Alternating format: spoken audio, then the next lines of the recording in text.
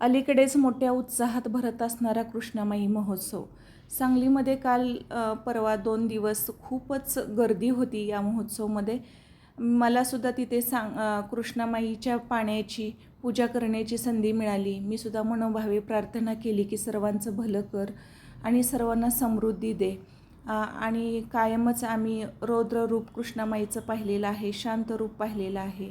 तिथून आम्ही बाहेर पडलो तर आयर्विन पुलाला खूपच सुंदर असं सजवलेलं होतं. इथे खूप सुंदर रोषणाई केली होती. हा आयर्विन पुलाचा खालचा भाग आहे आणि आम्ही तिथे उभे होतो 2 पुलांच्या मध्ये. इथे सुद्धा खूप गर्दी होती.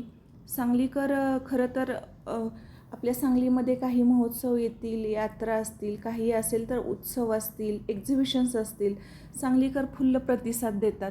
कारण सांगलीमध्ये जास्त काही बघण्यासारखं नाही. बाहेर पडून आपण काहीतरी बघूया आणि तिथे थोडा वेळ स्पेंड करूया असं ठिकाण सांगलीमध्ये नाही. त्यामुळे अशा महोत्सवांना सांगलीमध्ये नेहमीच आम्ही थोडं फोटो सेशन केलो. हे बघा, तिथून तरी हे आत